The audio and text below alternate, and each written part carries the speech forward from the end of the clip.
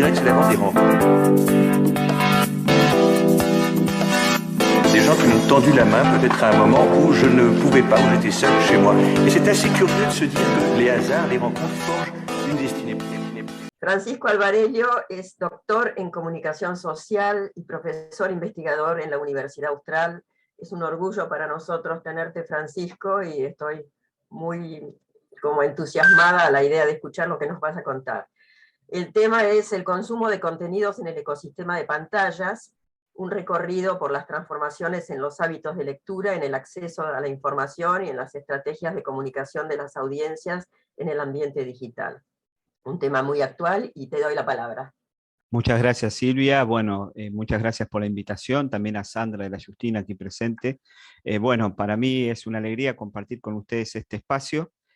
Vamos a tratar de recorrer en este rato a uno de los temas que son propios de mi investigación. Yo soy, como decía Silvia, soy profesor investigador de la Universidad Austral. Me dedico a temas vinculados con el consumo de contenidos en las pantallas, precisamente el tema de la lectura, de lo cual voy a hablar hacia el final de mi presentación. Y bueno, y vengo desarrollando una serie de investigaciones que tienen que ver precisamente con cómo consumen contenido, sobre todo los jóvenes, en este nuevo panorama mediático, ¿no?, que estamos atravesando.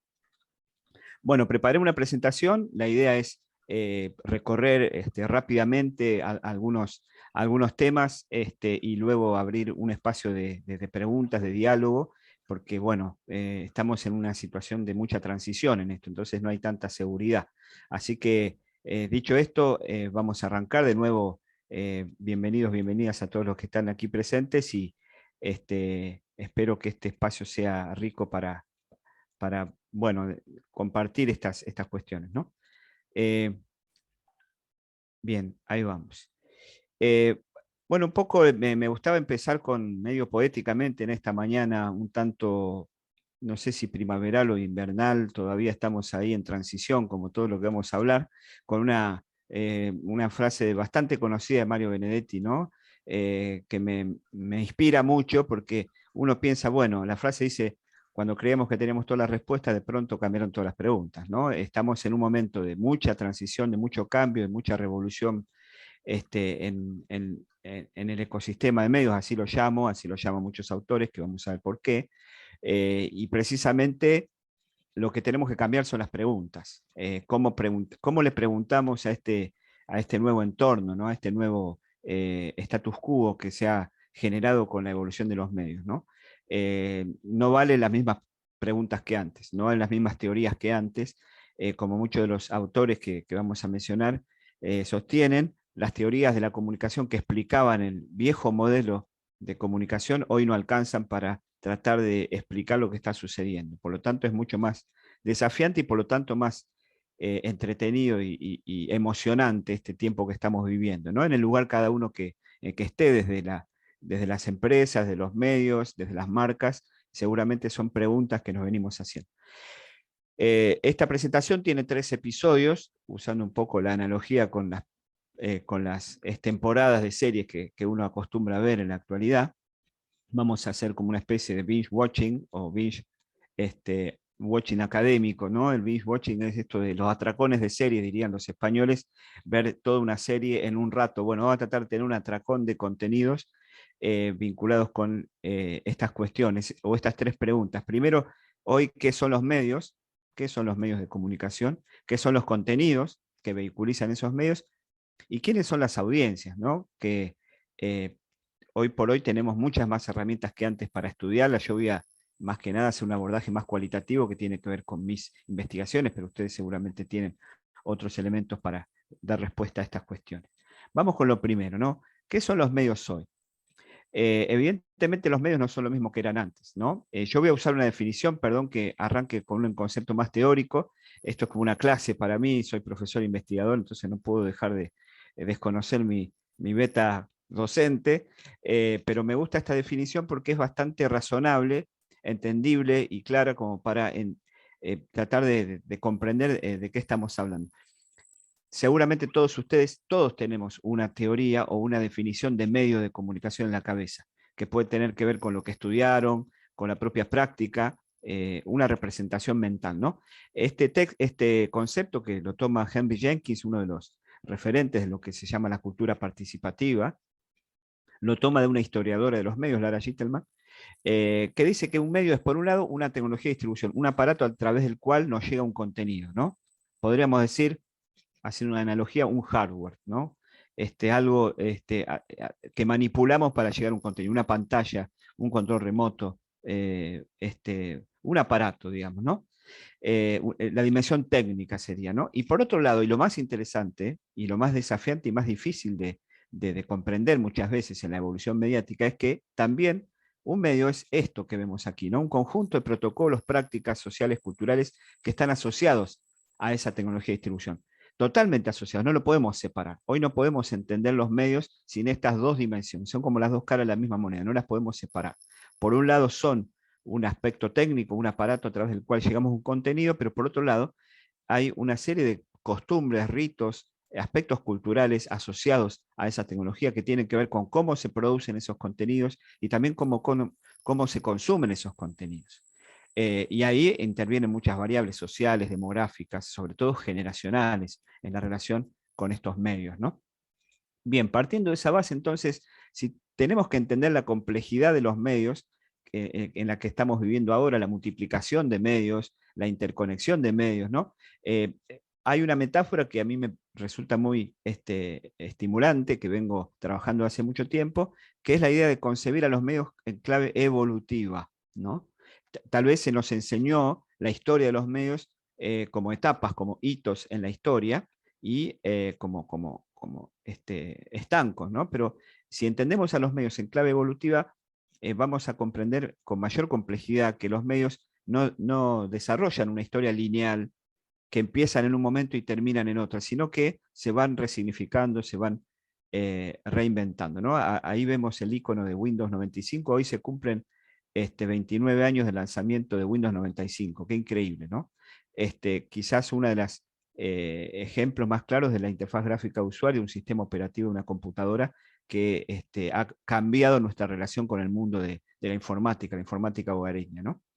Pero si vemos a la evolución de los medios desde la ecología de los medios, como menciona McLuhan y otros autores, vemos que los medios tienen esta relación entre sí, bastante más compleja de la que a veces acostumbramos a ver. Los medios, según la ecología de los medios, son especies, y usan la metáfora de la ecología precisamente, ¿no? Podemos concebir a los medios como especies, igual que las especies animales o vegetales, que coexisten y establecen relaciones mutuas de mutuo beneficio, de las cuales depende su subsistencia como especie. No son relaciones casuales o accidentales o laterales, sino que son centrales para la subsistencia. Los medios establecen relaciones para sobrevivir. No podemos entender hoy lo que sucede con la televisión si no entendemos qué sucede con las redes sociales. No podemos entender TikTok si no entendemos la evolución del audiovisual partiendo desde el cine o desde el teatro, ¿no? También a mí me gusta otra metáfora para entender la relación entre los medios, entre lo que es hoy un medio, cómo definimos un medio. Un medio podría ser esto, como vemos acá, una muñeca rusa, una mamushka, que tiene adentro otros medios, ¿no? Si uno desarma la caja del teléfono móvil, va a ver que adentro está la televisión, que están los diarios, que está la radio, ¿sí? Adentro de un medio siempre hay otro medio, ¿no? Y a diferencia de lo que a veces sucede digamos, en la percepción popular, ¿no?, de la evolución de los medios, que se tiende a pensar que el nuevo medio mata al medio anterior, o que aparece un nuevo medio y siempre elimina al medio anterior. Hace poco, en el mes de agosto, es muy significativo para la evolución de los medios, se cumplió, bueno, en el año 1980 se lanzó el primer videoclip de la MTV. El primer videoclip de la MTV fue Video Kill the Radio Star, de The Buggles, una banda de los 80. En la canción decían, la radio mató, el video mató a la radio, ¿no? En realidad esto nunca sucedió, ¿no? Acuérdense, en aquellos años aparece la canción también mítica, Radio Gaga, de Queen, que dice, bueno, ¿no?, que la radio se iba a morir también, llegó tu hora, tuviste tu momento, te vamos a extrañar, vieja amiga. En ese momento, en los 80, con el surgimiento del video, aparecía esta idea de que el medio nuevo, el videoclip, iba a matar a la radio. Sin embargo, esto nunca sucedió, porque en realidad Cuando emergen, como dice Roger Fidler en Mediamorfosis, un libro muy interesante, cuando emergen nuevas formas de comunicación, generalmente las formas antiguas no desaparecen, sino que continúan evolucionando. Porque los medios de vuelta no son solamente tecnologías de distribución, son también prácticas sociales, culturales asociadas a esa tecnología. En todo caso, lo que muere es la tecnología de distribución. Si seguimos con el ejemplo de la radio o de los dispositivos, mejor dicho, de escucha de sonido, de lo sonoro, que es quizás uno de los medios que más está explotando en la actualidad, lejos de morir, la radio se ha multiplicado y ha tenido nuevos hijos, podemos decir, los podcasts, los mensajes de voz, etcétera, etcétera. El lenguaje, digamos, los dispositivos sonoros como el iPod o el MP3, MP4, recordarán, tal vez sí murieron y fueron reemplazados por otros dispositivos como el smartphone, ¿no? Pero el acto de escuchar música o de escuchar voz o de escuchar a alguien que habla no ha muerto, sino que ha evolucionado. Entonces la clave evolutiva es fundamental, ¿no? Si podemos entender, sí, el cambio en los medios que estamos atravesando, podemos graficarlo de este modo. Estamos pasando del broadcasting, de los sistemas broadcasting tradicionales, de uno a muchos, como dice Castells, un medio que distribuye o difunde información unidireccionalmente a una audiencia dispersa en el espacio, que no tiene contacto entre sí, que está, de la cual se tiene algo de información, son un target de esa audiencia. Pasamos de ese modelo broadcasting a un modelo on demand, ¿no? O, como dicen algunos autores, como José Luis Fernández, de post-broadcasting o networking, para ser más específico, ¿no? Porque estamos pasando un modelo lineal a un modelo en red. Sin embargo, esto no implica que el broadcasting haya desaparecido ni vaya a desaparecer. La evolución de los medios lo que nos está demostrando es que los medios viejos conviven con los medios nuevos para sobrevivir.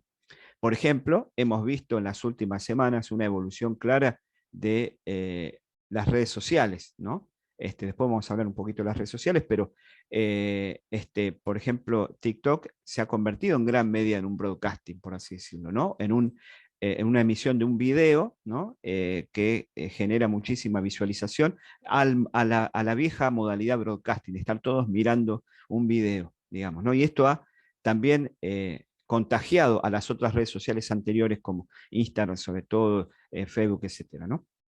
Es decir, los viejos medios sobreviven, nunca desaparecen y encuentran nuevos territorios para seguir expandiéndose. Los memes, que es un nuevo medio muy interesante, un género muy interesante para estudiar, son una síntesis interesante para este tipo de cosas, ¿no? Siempre en un viejo medio hay un nuevo medio, perdón, siempre en un nuevo medio hay un viejo medio. Después voy a volver sobre esa frase, ¿no? Los que tienen algunos años, como yo, pueden decodificar claramente este meme, ¿no? Tal vez algunos otros no. Pero claramente podemos ver cómo hay una relación, ¿no? de parentesco entre los medios, ¿no? En esta expresión no, que dice Luke Skywalker frente a Darth Vader, dicho sea de paso, estoy viendo Obi-Wan Kenobi para recordar viejos tiempos, la serie en Disney Plus. Cuando Luke Skywalker le dice a Darth Vader, no quiero tener nada que ver con eso, y pareciera que podemos comparar a la evolución de los medios como los adolescentes cuando quieren diferenciarse de sus padres, pero sin embargo reconocen que tienen muchas de sus características, como una publicidad que están pasando ahora, de que estoy hablando como te hablaba mi padre, ¿no? O mi madre. Tenemos siempre algunos rasgos genéticos de nuestros predecesores, ¿no? Si bien buscamos diferenciarnos, ¿no? En la evolución de los medios es bastante homologable a la evolución de las personas o de las especies humanas o animales, ¿no? Primero tenemos elementos heredados de nuestro padre biológico, de nuestra madre biológica, luego queremos diferenciarnos y encontrar nuestro propio camino, nuestro propio lenguaje. Sin embargo, mantenemos siempre esa herencia, ¿no? McLuhan decía, el contenido de un nuevo medio es un viejo medio, ¿no? Esto es muy interesante, McLuhan lo decía en los 60, ¿no? El santo patrono de Internet se lo mencionó a McLuhan en la revista Wired, una de las revistas más influyentes del mundo digital. Siempre en un nuevo medio hay un viejo medio, ¿no? De algún modo disfrazado, camuflado, pero siempre está. Y siempre se concibió al nuevo medio desde las características del medio anterior. a la televisión se le decía la radio con imágenes, por ejemplo, en los comienzos, ¿no? El periodismo digital, en gran medida, en los 90s, principios de los 2000, copiaba y pegaba el mismo contenido que se generaba para la versión impresa. Y así con cada medio que fue apareciendo, ¿no? El cine pionero de los hermanos Lumière copiaban de algún modo la puesta en escena del teatro, porque la cámara estaba fija como si fuera un espectador frente a una obra de teatro, ¿no? Y así podemos encontrarnos con la evolución de cada medio, cada nuevo medio ha corrido esa suerte, ¿no? Sin embargo, Scolari dice algo muy interesante en Media Evolution, un libro muy interesante, que es un libro objeto también, como homenaje al mítico libro objeto de Marshall McLuhan, El medio es el masaje, el medio es el mensaje. Y Scolari dice, el contenido de un viejo medio es un nuevo medio, porque cada vez más lo que estamos viendo es que los viejos medios, por ejemplo la televisión, están emulando, imitando características de los nuevos medios para sobrevivir, cuando incluyen dentro de su oferta la interactividad, la participación de las audiencias en vivo a través de las redes sociales, un hashtag, por ejemplo, o cuando digamos, utilizan los nuevos medios desde la lógica de broadcasting, ¿no? Cuando utilizan, por ejemplo, una red social como YouTube para dar una conferencia de prensa, como fue en el caso de ayer. Los nuevos medios entonces también son tomados por los viejos medios para sobrevivir. Por eso la relación, si hablamos de los medios tenemos que hablar de esta relación no lineal, sino de constante cita y de reciclado constante, ¿no? Estas son ilustraciones de Luli Kibudi que son maravillosas, que muestran cómo es esta relación entre lo viejo y lo nuevo. Y en general, cuando un nuevo medio hace alusión a un medio anterior, lo hace a través de metáforas, ¿no? De metáforas. La metáfora del reproductor, la metáfora del lector, la metáfora de las viejas interacciones que tenemos con los medios, las volvemos a encontrar en los nuevos medios, ¿no? Y de algún modo todo se recicla y podemos ver, estamos en una etapa muy vintage, podemos decir, de la cultura, donde vemos series que recrean los 80, ¿no? Y nos reencontramos con esas viejas prácticas con los medios, pero resignificadas en el nuevo ecosistema digital, ¿no? Y una gran diferencia que podemos hacer entre los medios, para ir cerrando este primer episodio, es lo que distancia o lo que distingue, lo que podemos entender a los monomedium o los monomedios, los medios que sirven para una sola cosa, que son los medios de broadcasting, la tele, la radio, los diarios, sirven para una sola cosa. ¿Por qué es mejor leer en el libro papel? Porque solo sirve para leer, ¿no? ¿Por qué leo más concentrado en el libro papel o en el diario? Aquellos que leen diarios, que son cada vez menos, sobre todo los jóvenes, prácticamente no leen el diario papel, porque permite un tipo de consumo de contenido especializado, ¿no? Lejos de las distracciones que ofrece la otra instancia, que es la realidad que estamos viviendo, el metamedio. La web, ¿sí? que lanzada por Tim Berners-Lee a fines de los 80, también hace poco tiempo, en agosto, se cumplió unos casi 30 años, ¿no? Estamos 90, del lanzamiento de la primera página web, ¿sí? La web es hipertexto, la web es metamedium, la web es los medios de medios. Lo digital ha incorporado a los viejos medios en su misma plataforma y se transforma en un metamedio, en un medio de medios, en un contenedor de los medios anteriores. Y esa es la gran diferencia que atravesamos, que tal vez la tenemos clara, tal vez no, pero muchas de las críticas o de las lecturas, que después vamos a ver la parte del consumo, que se hace sobre la evolución mediática de la actualidad, desconoce este aspecto, que estamos ante metamedios, no estamos ante medios. Y el metamedio, a diferencia del monomedium o del medio tradicional, mezcla a todos los medios, introduce nuevos recorridos, e introduce la distracción, obviamente, porque permite hacer muchas más cosas que las que hacían los medios tradicionales. Entonces la distracción, la dispersión, la superficialidad, la cita, todo lo que promueve el ecosistema digital no es un defecto, no es un problema, no es una, digamos, consecuencia inesperada del nuevo sistema, sino que es la razón de ser del nuevo sistema mediático. Que son metamedios, no son medios especializados. Después vamos a ver qué implica eso para los contenidos y para las audiencias, ¿no? ¿Y de qué manera llegamos a los contenidos? ¿De qué manera el medio nos hace conocer ese contenido a través de esa tecnología de distribución, a través de una interfaz, que es un concepto fundamental que también lo ha trabajado Carlos Escolari. La interfaz, dice él, es una gramática de la interacción entre el usuario y el sistema. Cómo se concibe ese medio, cómo se ofrece ese contenido a ser consumido por su audiencia, lo hace a través de una interfaz que tiene que estar diseñada, ¿no? Cada vez más se habla de UX design o el diseño centrado en usuario. El diseño centrado en usuario se juega en la interfaz. Las interfaces son cada vez más elaboradas para ofrecernos contenidos, para tenernos también atrapados en esa interfaz. Los diseñadores de interfaces táctiles de los teléfonos móviles, especialmente, están de algún modo pensando todo el tiempo cómo tenernos ahí, agarrados todo el tiempo a la pantalla, ¿no? Porque nos ofrecen contenidos y los algoritmos, por ejemplo, de TikTok están pensados en ese sentido. Nos ofrece un contenido aleatorio, vinculado con mis consumos y demás, que podemos saber, pero que básicamente se nos ofrece a través de esa interfaz, ¿no? Los medios son interfaces entre sí, desde la ecología de los medios, porque interfacean. La interfaz es un espacio que está entre una cosa y la otra, ¿no? Y también los medios tienen una interfaz. Manejamos interfaces todo el tiempo, no solo las digitales. Un libro tiene una interfaz, que son hojas cosidas, y que uno accede a un texto en forma lineal, ¿no? La interfaz determina, condiciona el modo en que consumo ese contenido.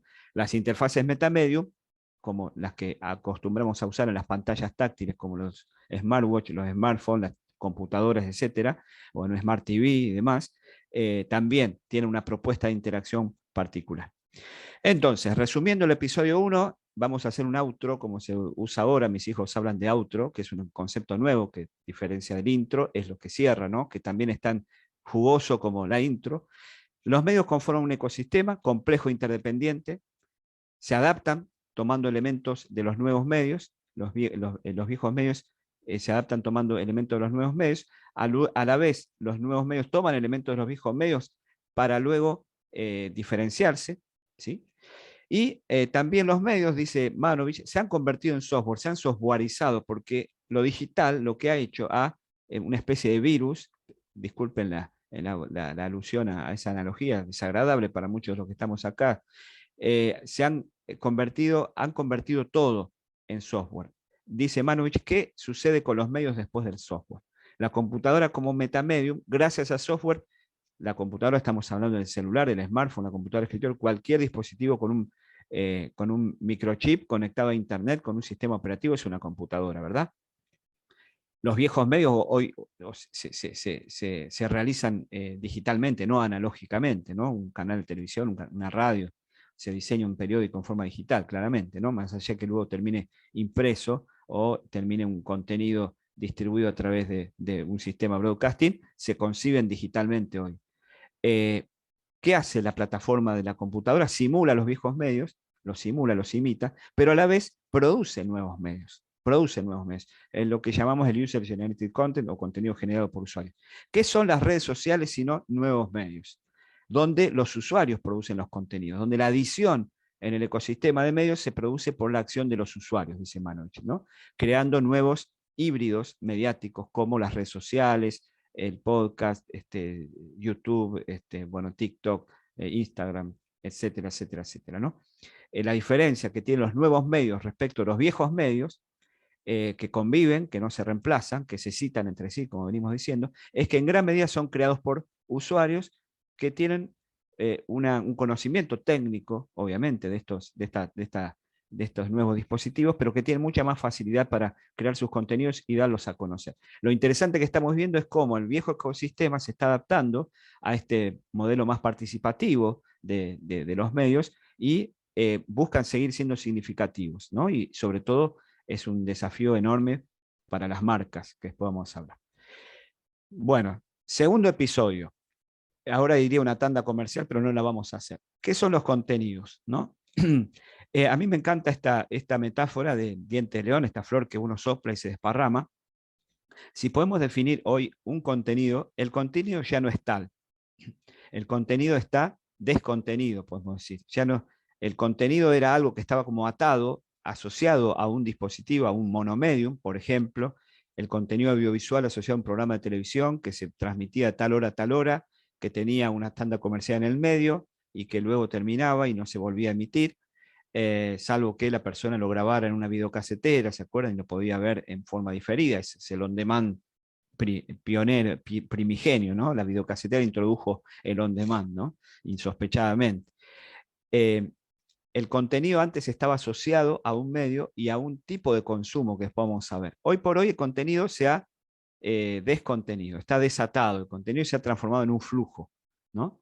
Esto lo llama Jenkins el paso del modelo de la difusión a la circulación. El contenido no se difunde de un punto al otro, sino que circula.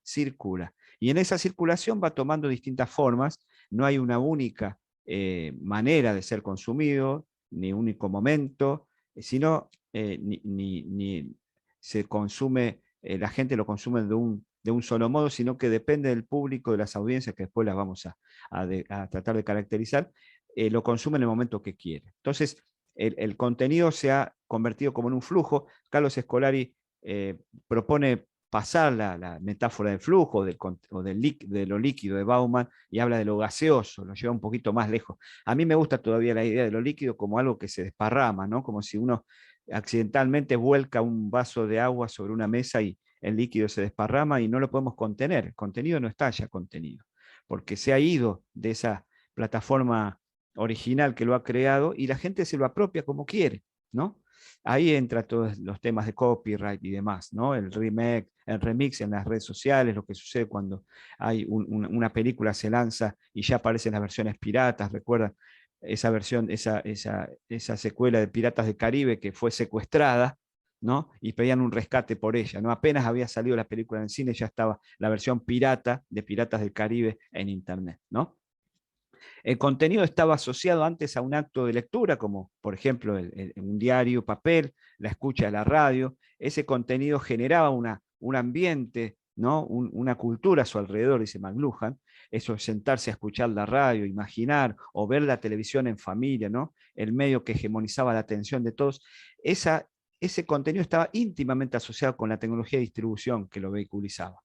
Pero si lo vemos en clave evolutiva, vemos que tal vez ese medio ya no lo es, ¿no?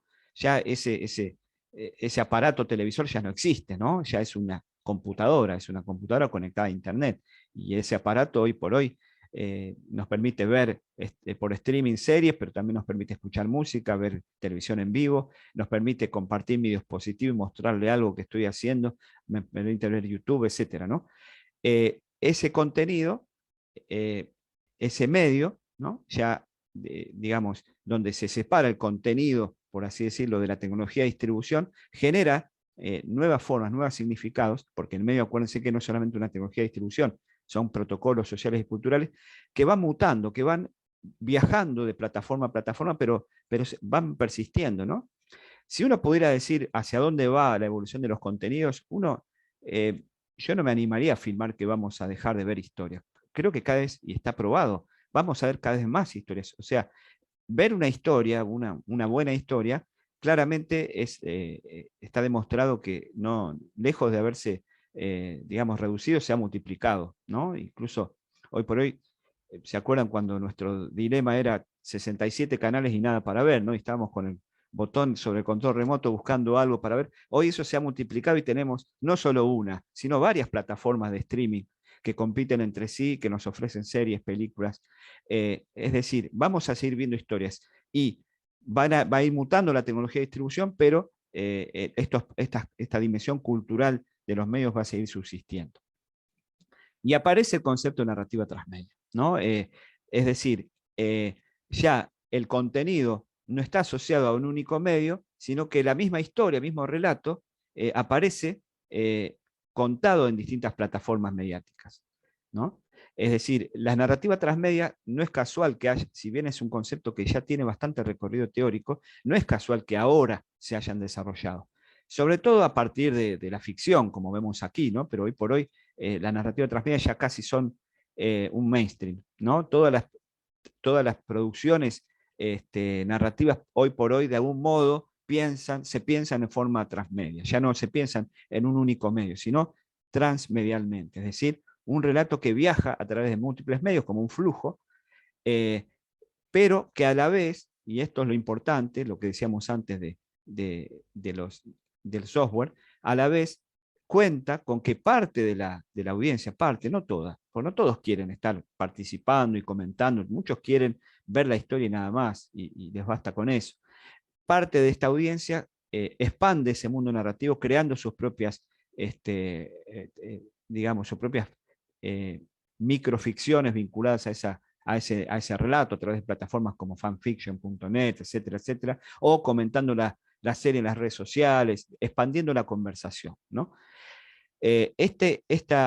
Esta narrativa entonces ya no, este contenido no queda sujeto a una única plataforma, sino que se cuenta a través de multiplataformas, o lo que dice Scolari, el canon. El canon hoy por hoy ya no pasa por un único medio, sino que el canon se ha diversificado y pasa por muchos medios, ¿no?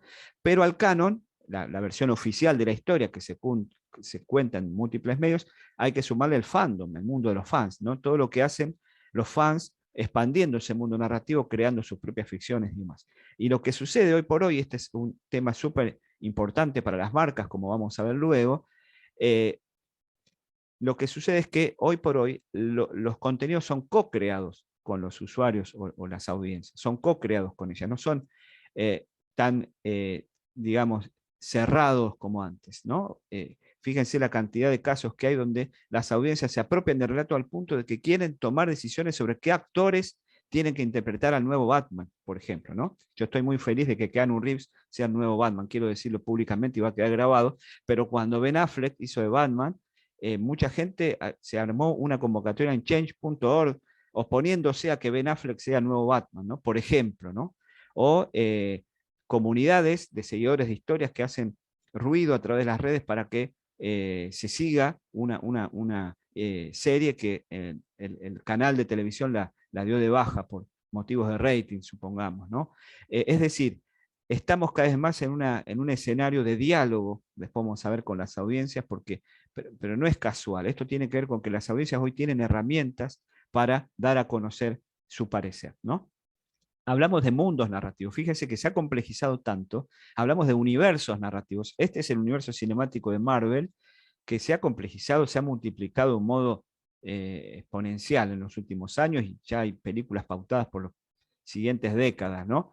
Estamos en mundos narrativos súper complejos, donde no solamente nos limitamos a las películas, este es el caso de Game of Thrones, por ejemplo, de los dragones ahora, ¿verdad? Los que son fans acá, si hay alguno en la sala, o viéndonos luego en YouTube en forma diferida. No solamente el mundo narrativo se aplica a las, digamos, a las series o a los libros, sino que se expande a través de muñecos coleccionables, juegos de mesa, cartas, etcétera, etcétera, ¿no? Cómics, ¿no? Y cada vez más los mundos son concebidos de ese modo, y eso lo tenemos muy claro cuando vemos a los jóvenes, a los niños, niñas, adolescentes, que van a consumir. Yo tengo hijos adolescentes, preadolescentes, que claramente entienden la lógica del ecosistema. Y si bien siguen la serie en Netflix, van a buscar el cómic y se compran el muñeco, la camiseta. O sea, hay todo un ecosistema que ha explotado de algún modo, ¿no? El contenido entonces ya no está circunscripto, cerrado, contenido, sino que ha estallado y se ha convertido en flujo, ¿no? Y un ejemplo bien claro es este capítulo excepcional de la serie Black Mirror, que fue Bandersnatch, que fue una concreción de un concepto bastante viejo, que es el del hipertexto, ¿no? Un texto no lineal que se cuenta a través de múltiples, o sea, de múltiples posibles líneas de lectura, ¿no? En la serie nos proponía elegir, ¿no? El personaje iba tomando decisiones de acuerdo a lo que yo iba eligiendo con mi control remoto, ¿no? Un experimento social interesante de Netflix en esta temporada especial de Black Mirror, una serie bastante interesante. Estamos esperando la nueva temporada, ojalá salga pronto, y uno tenía que elegir, ¿no? Y esto no es nada nuevo, esto viene del hipertexto, viene de la literatura, viene de Borges, el jardín de senderos que se bifurcan, pero evidentemente lo digital ha permitido que esto se haga popular, se haga masivo, y todos podamos tener esa experiencia de ir eligiendo nuestra propia aventura, como aquella serie de libros que se publica. Resumen del episodio 2. Los contenidos se desataron, se convirtieron en flujo. Ya no están más contenidos en un medio, no están más contenidos en un único medio, en un monomedio, y al convertirse en flujo, eh, echa mano a las audiencias, como vamos a ver ahora, creando nuevos contenidos, nuevos medios. Los contenidos trascienden esos medios y se materializan en el momento de recepción. Cada uno, podemos decir, gracias al algoritmo que comanda el dispositivo sobre el cual tenemos un usuario personalizado, que eso también abre todo un debate sobre la privacidad de los datos, etcétera, etcétera, las plataformas y demás. Cada usuario tiene una experiencia diversa de contenido, de acuerdo a su historial de uso, ¿no? Y tengamos en cuenta que cada vez usamos más dispositivos de consumo individual, pero que nos conectan con otros. Son tecnologías relacionales que nos conectan con otros, pero que tienden al consumo individual, ¿no? Los contenidos admiten recorridos no lineales o multilineales, para no definirlo por oposición a lo anterior, el hipertexto, por ejemplo, y el canon se completa con el fandom, ¿no? O sea, también la otra novedad es que no solamente los contenidos se cuentan en múltiples medios, sino que se completan con la participación de los usuarios. Y nos vamos al episodio 3, hacia el final. Este es el final. La pregunta es, ¿quiénes son nuestras audiencias, no? No sé si aplica la palabra audiencia, la seguimos utilizando, porque la audiencia es la que escucha nada más, pero hoy por hoy, bueno, hay muchas formas de mencionarla, podemos hablar de prosumidores, una palabra que se ha puesto también de moda gracias a Alvin Toffler, que hablaba del prosumo, el consumo y la producción, emirec, decían algunos, emisores y receptores a la vez, usando una analogía de los viejos modelos de comunicación, emisor, mensaje, receptor.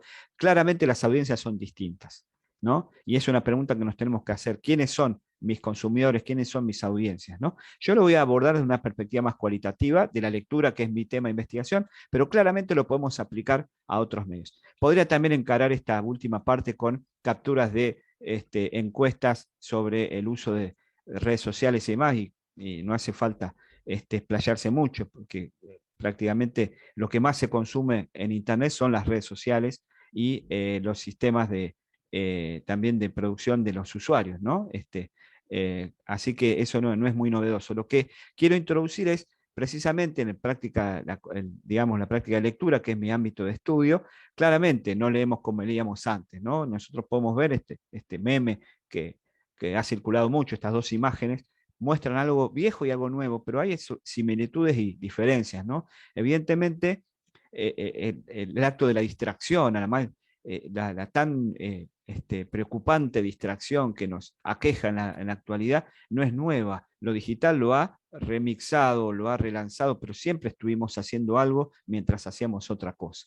Lo que pasa es que lo digital lo ha promovido mucho más, ¿no? Lo ha promovido mucho más y estamos todo el tiempo conectados a algo que nos introduce información, ¿no? Mientras esperamos que suceda otra cosa. Si pudiéramos caracterizar qué pasaje estamos atravesando, si bien acá, bueno, puede, de acuerdo a las edades y experiencias, podemos tener distintas miradas, estamos pasando de la solidez del papel, ¿no? Podemos decirlo de algún modo, la solidez del papel, el libro papel, que era que de vuelta las interfaces tienen todo un condicionamiento en nuestro relacionamiento con el contenido, no es casual y no es lo mismo leer en papel que leer en pantalla, claramente, pero ¿qué tenía de propio lo sólido de lo analógico, podemos decir, el aparato televisivo, el aparato de la radio, el aparato para escuchar la radio en la cancha, en una oreja mientras estaba viendo otro partido, lo artefactual, la tecnología de distribución del libro, tenía esta solidez del papel, algo sólido, algo fijo, que podía oler, tocar, llevar, recomendar, regalar, ¿sí? Que promovía un consumo individual, ¿sí? Promovía de hecho, hoy día digamos, podemos encontrar gente leyendo su libro papel en el subte en la ciudad de Buenos Aires, por ejemplo. Casi es un deporte extremo, en hora pico, practicar eso es muy peligroso. Y estamos pasando a un tipo de consumo de contenido textual, podemos decir, líquido, precisamente, como decía antes, el contenido se ha transformado en flujo, en la nube, disponible, sincronizado en dispositivos de lectura, como los e-readers, como las computadoras, como los smartphones, ¿sí? Donde puedo acceder a ese contenido en el momento que lo dejé antes y donde el dispositivo, gracias a mi usuario conectado a la red, también me guarda mis comentarios, puedo compartir los contenidos y se ha vuelto en un consumo colectivo. Si hay una diferencia Y esto es muy importante, ¿no? Porque, bueno, yo vengo estudiando este tema hace ya muchos años, sobre digamos, em, las mentadas deficiencias que tiene la lectura en la pantalla, que es la distracción, ¿no? Y sobre todo el enemigo de la concentración y la lectura, que es el smartphone, que se lo ha considerado así. De hecho, en las escuelas en la provincia de Buenos Aires estuvo prohibido el uso del smartphone hasta no hace mucho tiempo, cosa que la pandemia ha revertido, ¿no? Y prácticamente se ha demostrado que el smartphone fue lo que permitió en gran medida sostener la continuidad pedagógica. Qué contradicción, ¿no? La gran crítica sobre la distracción desconoce precisamente que de dónde viene la distracción. Viene de que el consumo de texto a través de dispositivos digitales es un consumo colectivo. La distracción es que leo con otros. La distracción es que leo con otros, porque comparto lo que leo a través de las redes sociales, porque mientras leo estoy conectado con otro que me habla, porque le mando un texto de voz, un comentario, una explicación a través de un mensaje de voz a través de WhatsApp, porque necesito estar con otro. Y esto lo confirma la investigación. En este momento estamos publicando una investigación que hemos hecho con un grupo de 11 universidades argentinas sobre cómo leen y cómo estudian los estudiantes de las carreras de comunicación en Argentina, universidades públicas y privadas, y lo que comprobamos es que esto fue en el año 2020-2021, hicimos encuestas y entrevistas en profundidad, para combatir la soledad del aislamiento obligatorio que tuvimos que atravesar, y que fue muy difícil, sobre todo para los jóvenes, como cada edad tuvo su complejidad, ¿no? Pero la experiencia digamos, la remediación, podemos decir, del acto de lectura acompañado o del estudiar con otros que se acostumbra en un lugar, en una casa, en una facultad, en un pasillo, se hacía a través de los dispositivos digitales. El texto en la nube, ¿no? Abrimos un WhatsApp, un grupo de WhatsApp, trabajamos sobre un Google Drive, comentamos a través del chat de Google Drive o a través del chat de WhatsApp, te mando un resumen en voz explicándote algo, me escucho mientras le explico a mi compañero y me doy cuenta si entiendo o no. Las prácticas de aprendizaje que desarrollaron nuestros estudiantes en la pandemia tienen que ver con que ellos entienden mucho más el cloud computing y el consumo colectivo, como los textos ya no están materializados. A la vez, estos chicos te dicen que prefieren leer en papel para concentrarse. Leen la pantalla porque no les quedó otra, obviamente, ¿no? Porque reconocen que la pantalla distrae, pero a la vez aprovechan las capacidades que tiene la pantalla de conectarse con otros y estudiar con otros. Digamos, esta evolución es la que me parece es la central para entender a nuestras audiencias, ¿no? Pasamos de un consumo individual, analógico, vinculado con una tecnología de distribución, a un consumo en la nube colectivo, ¿no? Tenemos que diversificar nuestra concepción de lo que es consumir contenidos, la lectura en particular, ¿no?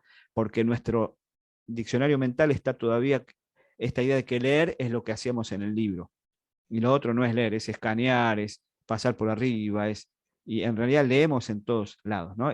Podemos hacer una analogía con la palabra comer, ¿no? Sabemos que no es lo mismo irse a comer un plato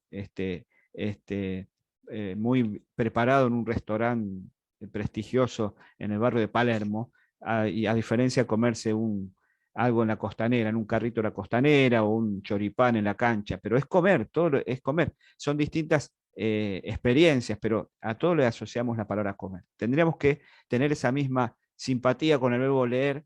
Leemos en todos lados, leemos cada vez más, pero con distintas funciones, distintos momentos, distintas predisposiciones para atender distintos tipos de textos con distintas finalidades, etcétera, ¿no?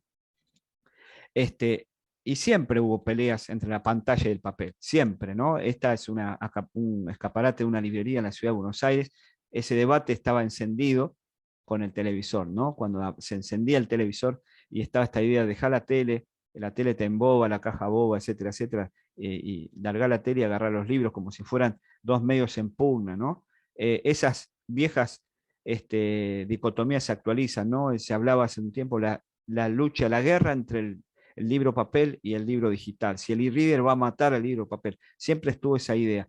Y sin embargo, lo que desconoce esta mirada dicotómica es que, en definitiva, lo que decide la pelea, por así decirlo, si es que la hay, es el lector, las estrategias del lector, que leemos en el dispositivo que mejor nos conviene, de acuerdo al momento, de acuerdo a la disponibilidad, de acuerdo a la necesidad, a lo que quiero hacer, a lo que necesito. Y ahí, si uno estudia a las audiencias, va a entender que no existe esta pelea. Sí comprende las diferencias entre un dispositivo y otro, entre una tecnología de distribución y otra, pero lejos de oponerla, la complementan. Buscan aprovechar lo propio de cada dispositivo, de su interfaz, de lo que le ofrece como experiencia de consumo de contenido, y saca lo mejor de cada uno. Esto lo vemos cuando estudiamos a los niños, niñas, adolescentes, los jóvenes, que buscan de cada medio qué es lo mejor que pueden sacar, ¿sí? Entonces, si tenemos que caracterizar, para ir cerrando, la transición que estamos atravesando con las audiencias, con lo que podemos llamar las audiencias, los prosumidores y demás, es que estamos pasando de una cultura espectatorial, de estar viendo un contenido, contemplándolo en una pantalla, en un dispositivo impreso o en un dispositivo analógico que me hace escuchar, a una cultura participativa, como dice Jenkins, de no me alcanzan con escuchar, yo quiero hacer algo, ¿no? Y la conversación es el gran ejemplo, ¿no? Hoy por hoy los contenidos son conversaciones. Las marcas son conversaciones, ¿no? Si uno lee el Manifiesto Clutrain, que es muy interesante, apareció en un libro sobre las marcas y las redes sociales de Ernesto Van Peborg hace ya unos cuantos años atrás, hablaba de esto y cada vez más, hoy por hoy la reputación de las marcas se juega en las conversaciones en las redes sociales. Uno cuando va a comprar un servicio, a adquirir cualquier tipo de servicio, sea comprar un producto, un servicio, lo que sea, va a escuchar qué dicen los demás, los usuarios, ya de por sí el mismo celular, cuando estuviste en un lugar, te pregunta qué te pareció y qué te pareció la comida y cómo te atendieron. Y de algún modo las audiencias, que ahora, hoy por hoy tienen elementos para hacerlo, dan a conocer su opinión sobre su experiencia con esa marca, con ese producto, a través de las conversaciones. Entonces, la cultura participativa no es una cultura que se limita a hacer lo que la marca o lo que la narrativa quiere, que es comentame acá, mandame una carta acá y solamente limitate a esto para que no me molestes más, sino que son conversaciones que desafían, que inquietan, que incomodan, porque el usuario, valiéndose de esas herramientas, necesita y quiere comunicar lo que le pasó con esa historia, con esa marca, ¿no? Y finalmente, lo que gobierna toda esa interacción entre las conversaciones, las marcas, los medios y demás, de vuelta es el software, ¿no? Dice Manovich, el software es como nuestra interfaz con el mundo. Hoy por hoy, todo lo hacemos a través de un software. De hecho, estamos teniendo esta charla a través de un software que nos permite estar conectados en forma sincrónica y compartir audio y video, ¿no? Y esto después quedará grabado en otra plataforma de software para que otros comenten y agreguen comentarios y demás, ¿no? Todo eso se hace a través del software. Y la recepción, en todo caso, lo que podemos llamar recepción, si es que lo podemos seguir llamando así, es una performance de software. Es una actuación que hace el software en ese único momento para ese único usuario, de acuerdo a dónde está geolocalizado, de acuerdo a su conducta anterior, etcétera, etcétera. El software desarrolla una performance a medida para que ese usuario tenga una experiencia personal con ese contenido. Entonces, ya la recepción no la tenemos que pensar como un acto del final de la cadena de montaje, ¿no? Por usar una analogía con la modernidad, donde es lo que está al final, sino que está todo el tiempo, porque de acuerdo a sus interacciones va a modelar ese contenido que ya no está cerrado, empaquetado, sino que termina de tener sentido en la medida que es tomado, manipulado, compartido, remixado y conversado por las audiencias. Entonces, para terminar el episodio 3, hablando de lectura, decíamos que no leemos como leíamos antes, leemos distinto, ni mejor ni peor, leemos distinto. Hay que abandonar las viejas dicotomías, papel, pantalla, profundidad, superficialidad, leer mal, leer menos. Leemos distinto y son las condiciones a través de las cuales circulan los textos en la actualidad. Cada medio tiene un pacto de lectura, ¿no? Y ese pacto de lectura, ese modo de interacción con el contenido, se negocia en la interfaz. Y quiero decir que se negocia porque no está determinado por el medio. El medio no tiene todas las decisiones. También esas decisiones se negocian en la interacción constante con los usuarios, que se hace a través de las interfaces, los me gustas, los likes, los compartidos. La cantidad de me gustas y de likes hace que un contenido aparezca mejor posicionado, y eso no es menor, digamos, ¿no? Y eso se negocia en la interfaz. Y finalmente, lo que digo siempre, hay que prestar atención no tanto a los dispositivos, quedarnos obnubilados por la última tecnología, el último aparato, sino a la dimensión cultural de los medios, que es cómo se las apropian las audiencias. Y ahí entran las estrategias del lector. Si uno ve las estrategias del lector, va a encontrar que hay cosas mucho más interesantes, más complejas, más diversas que las que uno puede encarar desde el otro lado de la punta del sistema, ¿no? Hay algo que a mí me marcó en mi carrera, digamos, como investigador, cuando empecé a indagar estas cuestiones para mi tesis doctoral, que investigué sobre cómo leían en ese momento, ¿no?, los estudiantes secundarios en papel comparado con la pantalla. Y cuando uno le preguntaba, te decían una palabra que te rompía con todos los esquemas. ¿Preferís el papel o la pantalla? ¿Qué te decían los chicos? Y depende, ¿no? Ese depende no entra en las encuestas, no entra en las encuestas. O sea, las encuestas entra uno o el otro, sí y no. Papel, pantalla. El depende, que es, invita a un abordaje más cualitativo, por eso esa es más mi metodología, ¿no? El depende te agrega esa complejidad que tienen los usuarios cuando deciden hacer uso de determinadas cosas en lugar de otras por sus propias preferencias, y no tanto por lo que viene dictado por los dispositivos. Por eso me parece que, para cerrar, la idea de el ecosistema de medios en la actualidad y el consumo de contenidos en la actualidad tiene que poner en escena al usuario, preguntarle al usuario, preguntarle a nuestros consumidores, y entender sus lógicas antes que dar por sentado que van a consumir los medios de determinada manera y demás, porque bueno, se supone que el medio tiene determinadas características y demás. Así que bueno, eso nada más, quedamos abiertos a preguntas, comentarios. Silvia. Sí, muchísimas gracias, Francisco. Es tan extenso todo lo que dijiste, es un montón de información. Voy a mirar en el chat. Bueno, gracias a Sandra, que nos ha mandado todos los links para los libros que nos pueden interesar para seguir con este tema. A ver. Hay Camila Santos, no sé si en qué momento lo puso, dice, y está inspirado en otro medio, un libro que es Elige tu propia aventura. No sé si lo conocen. Sí, claro, estabas hablando de Bandersnatch, Camila, exacto. Sí, sí, sí, totalmente. De hecho, la serie Bandersnatch, el protagonista, que es este joven, que es un programador de videojuegos, está queriendo hacer un videojuego sobre Elige tu propia aventura. Lo loco de todo esto, que en la vida real, la editorial creadora Elige tu propia aventura le quería hacer un juicio a Netflix por la marca Elige tu propia aventura, porque no le había pedido permiso. Fíjense lo que sucede, ¿no? O sea, la serie le estaba haciendo propaganda y en este caso la empresa no lo tomó así, ¿no? Esto sucede en el ecosistema, pasan esas cosas bastante locas. Bueno, recorro, tenemos un comentario de Jimena Sorsi, que es de Mar del Plata, que dice, yo aún amo leer el libro físico. Camila Santos, sí, dice, hablando de Bandersnatch.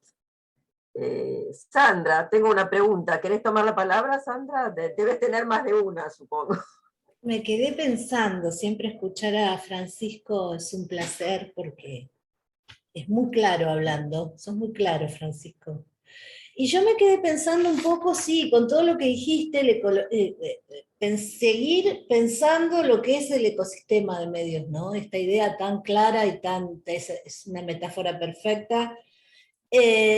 Y viéndolo desde el punto de vista de cuando uno se pone a pensar una estrategia dentro de lo que es la empresa, en el caso nuestro la producción artística, pero vale para cualquier cuestión que tenga que ver con los consumos, la dificultad más grande es desde dónde se empieza a pensar una estrategia, ¿no? Una estrategia de comunicación, de publicidad, de lo que sea, pero ¿desde dónde? A ver, hago pie en las redes, me fijo en la cantidad de seguidores, qué sé yo con los músicos pensábamos el otro día con Luis, Mirá, cuando te hablan de este músico es bueno porque tiene 1 millón de seguidores. A ver, el Gato Limón, que toca el piano en TikTok, tiene 2 millones o más de vistas en 3 teclas que toca el gato al azar, obviamente. Yo digo, ¿cómo medís, cómo pensás una estrategia de comunicación? ¿Desde dónde haces pie en eso, no?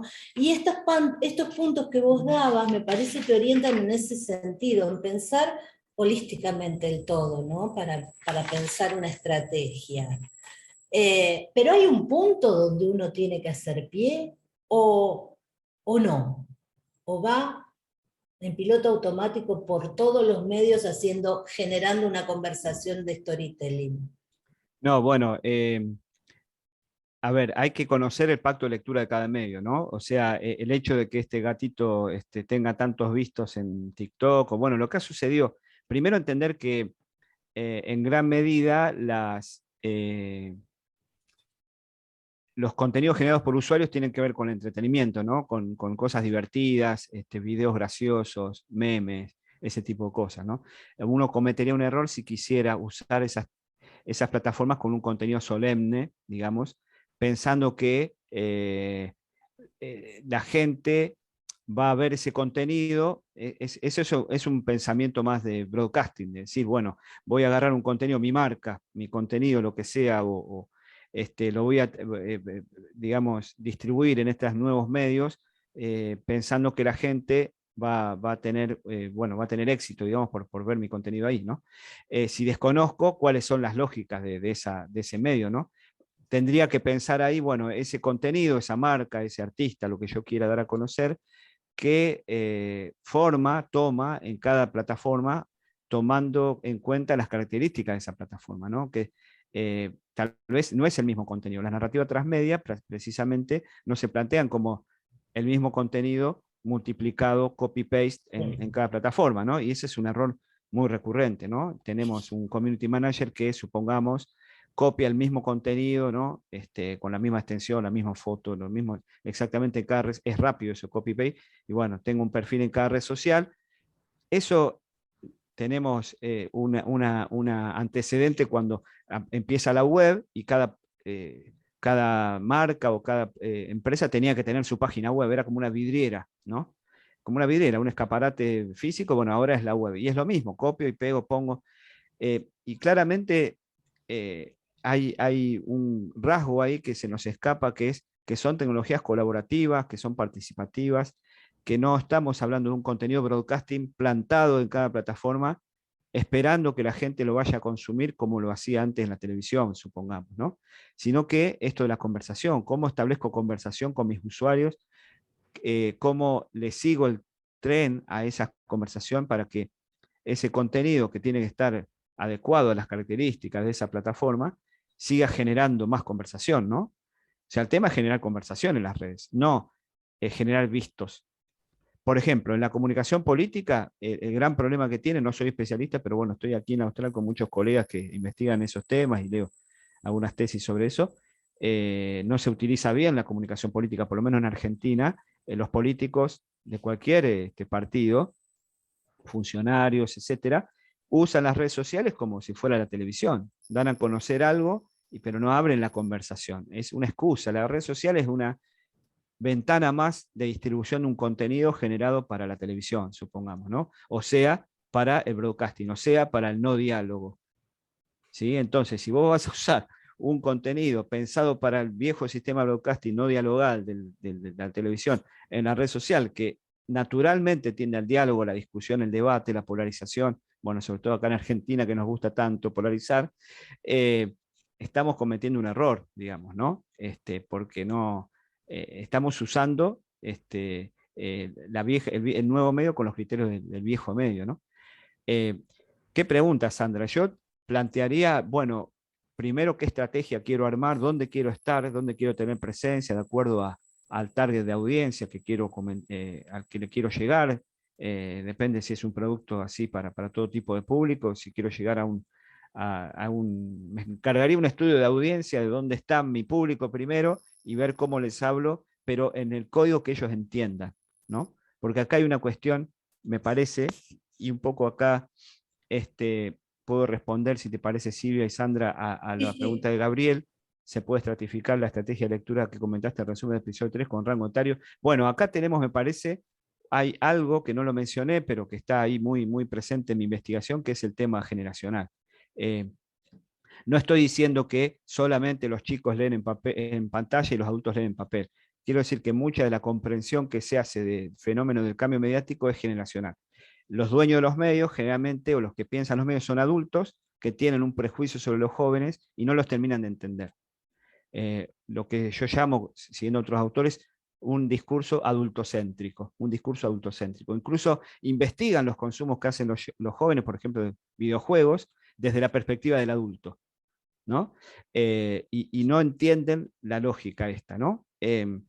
Tenemos un claro ejemplo, una discusión muy interesante que a mí me gusta, muy divertida para hablar con colegas de comunicación y periodismo, que es la famosa pelea entre Gustavo López e Ibai Llano. Gustavo López, un periodista deportivo de medios broadcasting, de la radio y la televisión, del viejo modelo, contra Ibai Llano, es el streamer, uno de los streamers más famosos, que terminaba comentando fútbol, pero no era deportista, no era periodista deportivo, mejor dicho, sino era un creador de contenidos, de plataforma de contenidos, en este caso de Twitch. Y la discusión, que era muy interesante, era entre el viejo modelo, que no terminaba de entender al nuevo modelo, o sea, los adultos que no terminan de entender a los jóvenes, ¿no? Si uno puede, a través de la investigación, hacer el esfuerzo y entrar en esa lógica, codificar o entrar en el código de los jóvenes, entender qué quieren, qué buscan, me parece que ahí estamos con más posibilidades de llegar. Pero no haciéndonos, digo los adultos porque uno es adulto, ¿no? Los docentes, por ejemplo, somos la mayoría adultos, ¿no? Pero no haciéndonos los pibes, por así decirlo, ¿no? Porque ese discurso enseguida te sacan la ficha los jóvenes y dicen, no, no tiene nada que ver, no sé, es un discurso fingido, sino comprender en profundidad qué es, por qué les resulta esto gracioso, qué es lo que buscan en un contenido y demás. En el caso respondiendo ahora sí a la pregunta de Gabriel, yo estudio a los jóvenes más que nada por una cuestión de recorte temporal, ¿no?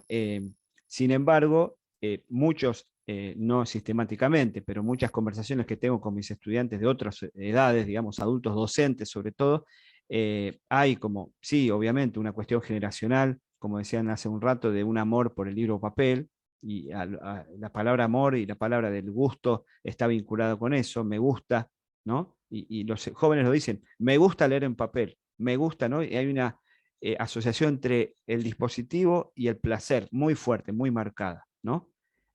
Me gusta esto, no me gusta la pantalla, me gusta el papel, ¿no? Hay como una cosa del gusto, que tiene que ver con un tipo de consumo placentero, ¿no? Del placer de la lectura, ¿no? Porque muchas veces es una lectura de placer, una lectura, digamos, recreativa, de ficción, en la que se disfruta, ¿no? Y el libro papel es como el dispositivo que eso mejor lo promueve, ¿no? Y de hecho hay muchos jóvenes que no solamente leen mucho en papel, sino que tienen en sus redes sociales canales para promover la lectura en papel. Son los booktubers o los bookstagrammers, los booktokers. Se los llama influencers de la lectura. Ahora es un tema que también he investigado. Jóvenes que leen en papel y comentan lo que leen en papel. Son como una especie de referentes generacionales para sus pares, para otros, y las editoriales lo están contratando como community manager o como, digamos, eh, contagiadores de la lectura de sus libros, ¿no? Pero no me animaría a decir que los adultos leen en papel y los jóvenes leen en pantalla. Es más diverso que eso. Sí que los jóvenes entienden mejor el ecosistema de medios de la actualidad y pueden aprovechar sus características sin prejuicios. Eso sí lo tengo muy claro. Los adultos tienen que hacer en muchos casos un esfuerzo por entender y por comprender estas lógicas y bueno, comprender que un medio es o sea, un libro de papel es una cosa y la pantalla es otra, ¿no? Pero bueno, eso habría que ver, eso de acuerdo a la edad, hacer un estudio más digamos, abarcativo por edad, a ver qué dispositivo leen. Pero yo tengo mis reservas en cuanto a las encuestas de lectura, de que siguen preguntando por cantidad de libros leídos en el año, ¿no?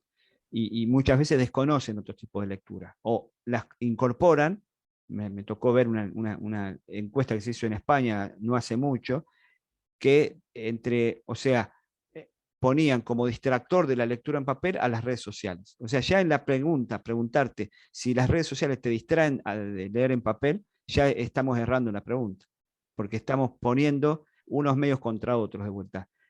Y, por ejemplo, ahí no entran las categorías de los booktubers, porque los jóvenes que usan las redes sociales para promover la lectura, ¿dónde están ahí? En esa encuesta no aparece, ¿no? Porque se sigue pensando la lectura únicamente en dispositivo impreso. Y hoy por hoy está claro que eso no es el único lugar donde sucede la lectura, ¿no?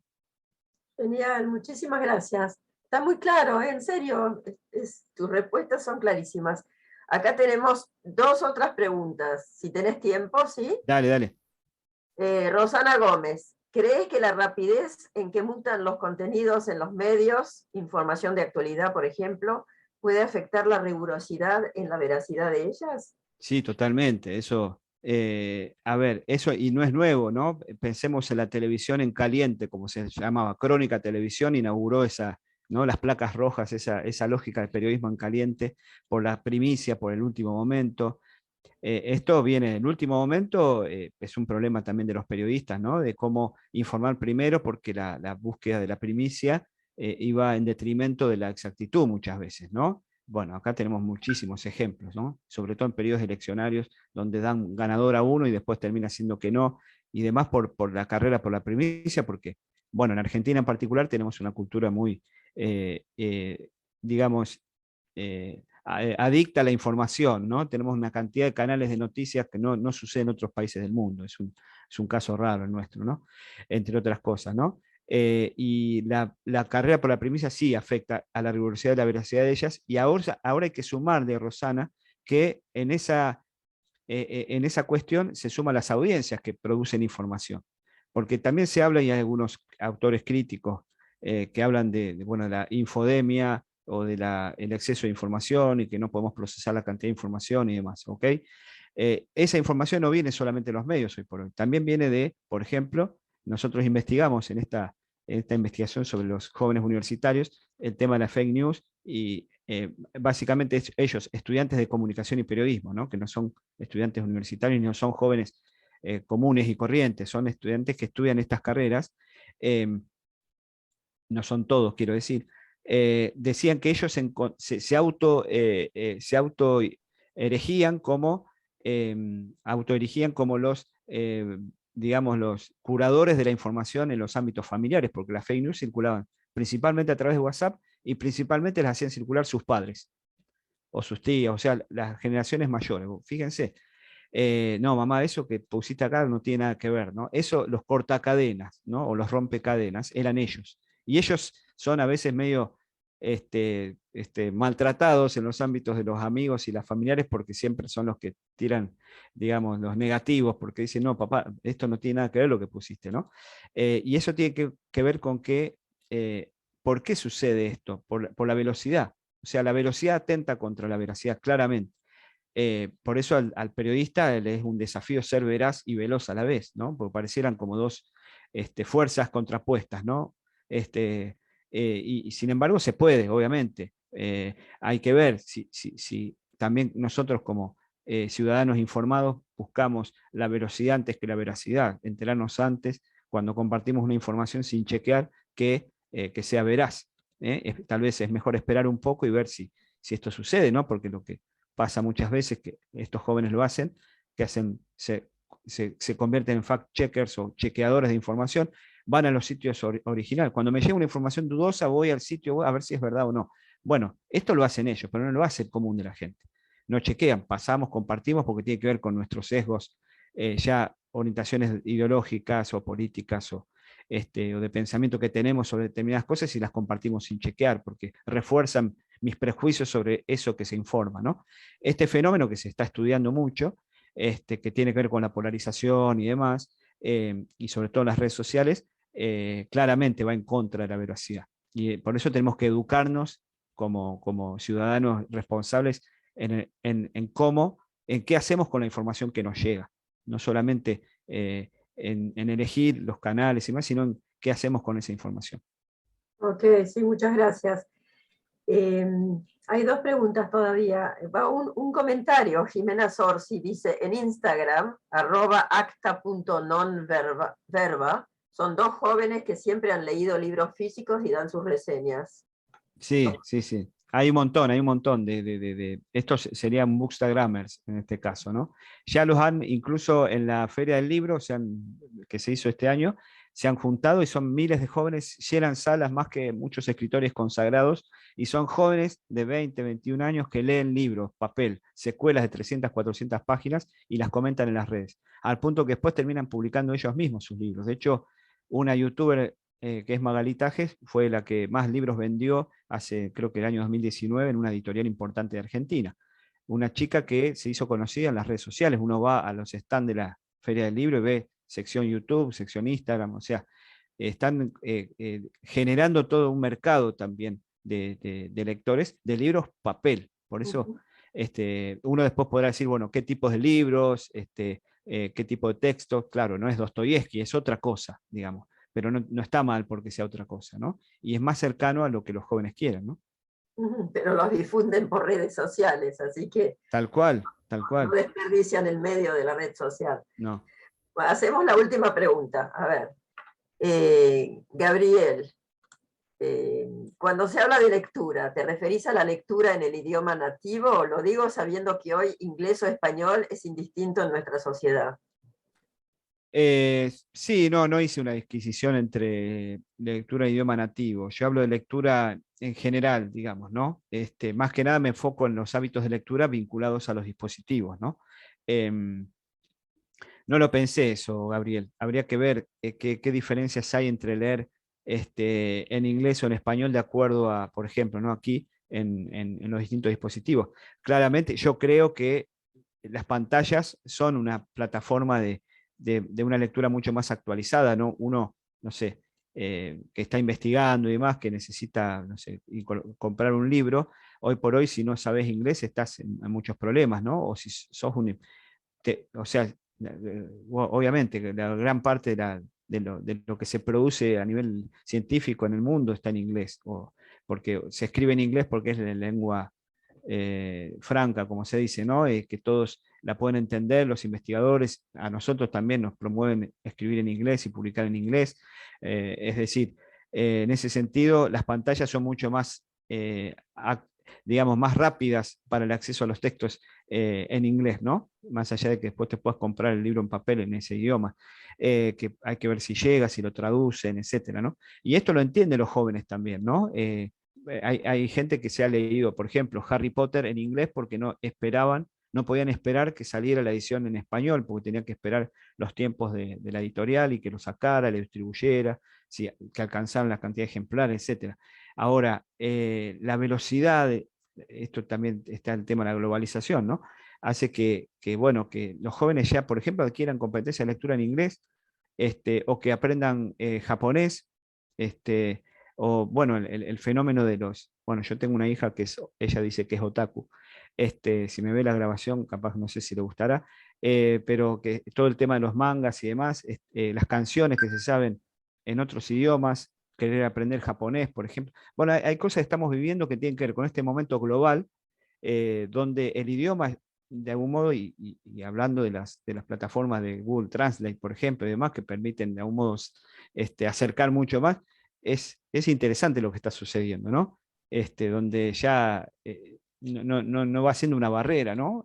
O sea, es llamativo cómo, a diferencia de lo que sucedía cuando uno estudiaba en la secundaria, que ibas a inglés, o ibas a la academia y demás, y dependía mucho de dónde te movías, si hablabas en inglés. Hoy por hoy los chicos tienen acceso a eso en videojuegos, en redes sociales, en un montón bueno, las series que miran, en los mangas, en los cómics, a otros idiomas, interactúan entre ellos y desarrollan competencias lingüísticas o idiomáticas que uno no las tenía porque estaba muy, muy limitado. Eso creo que es una de las grandes ventajas que tiene el actual ecosistema, digamos, accesible para los chicos en el día de hoy, ¿no?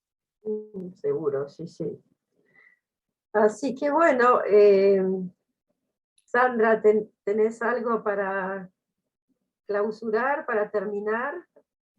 Solo agradecerte, Francisco, porque creo que aprendimos un montón de de cuestiones y refrescamos otras, y tener este panorama me parece que es importantísimo para saber dónde se está parado respecto de los consumos, sobre todo de estas conversaciones que se intentan abrir y que es necesario incluir a, sean consumidores, usuarios, prosumidores, como los llamemos en cada una de las, digamos, de los campos donde se trabaje, ¿no? Me parece que tener este mapa que nos planteaste es sumamente importante, y sobre todo para pensar en tiempo real, ¿no? Donde creo que la pandemia nos llevó a ese punto, tenemos que resolver y pensar, sea en el campo educativo, en el campo empresarial, en todos los órdenes tenemos que aprender a pensar y a decidir en tiempo real, no tenemos demasiado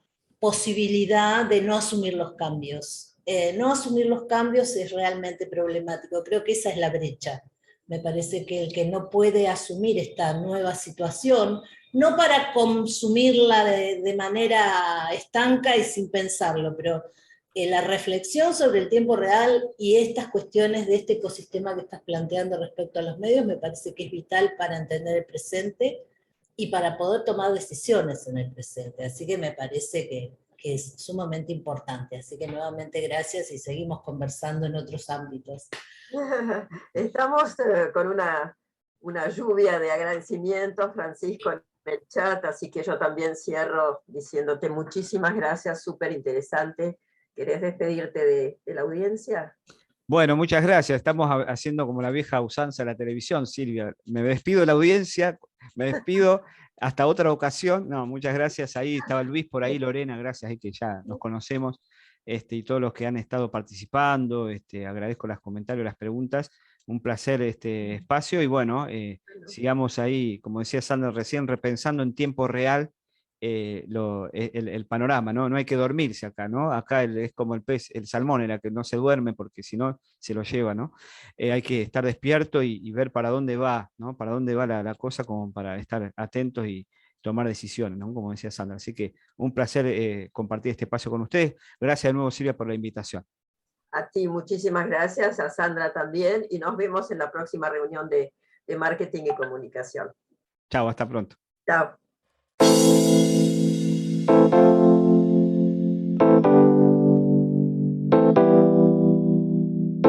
une bonne situation, ça, script.